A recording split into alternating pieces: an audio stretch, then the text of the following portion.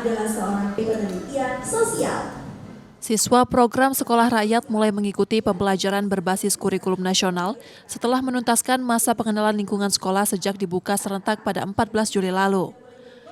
Meski tertinggal 3 bulan dari sekolah formal, percepatan materi dilakukan melalui penyesuaian metode dan pendampingan intensif para pengajar. Fokus belajar dan kepercayaan diri siswa turut menjadi perhatian, mengingat beragam latar belakang mereka. Model sekolah berasrama membantu menciptakan lingkungan yang lebih mendukung konsentrasi belajar. Peran guru ya, karena guru-guru di sini luar biasa, mereka menyiapkan agar anak-anak tidak ketinggalan gitu dengan yang lainnya. Walaupun itu matrikulasi, tetapi materi-materinya itu bisa memberikan konsep yang jelas tentang pembelajaran yang akan mereka pelajari sekarang. Gitu. Ya, alhamdulillah ya sekarang ini sudah banyak yang bisa melaju gitu. Latihan-latihan atau seperti ekstrakurikuler ini juga itu melatih mereka untuk fokus.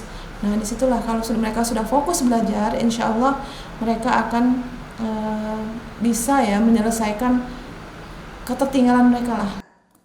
Berbagai sarana pembelajaran baru seperti smartboard dan perangkat digital diperkenalkan untuk memperluas pengalaman belajar. Guru di sini sangat menyenangkan, mengasihkan. Ada banyak guru yang memberi pelajaran dengan caranya tersendiri, yang sehingga tidak membuat bosan anak-anak belajar. Kita mempersingkat waktu pembelajaran, seperti kalau misalnya dibagi seperti bulan ini kita harus menyampaikan 1 bab seperti itu. Sekolah Rakyat tidak hanya menerapkan kurikulum akademik, tetapi mengintegrasikan 3 pilar pembelajaran, kurikulum nasional, kurikulum asrama, dan kurikulum vokasi.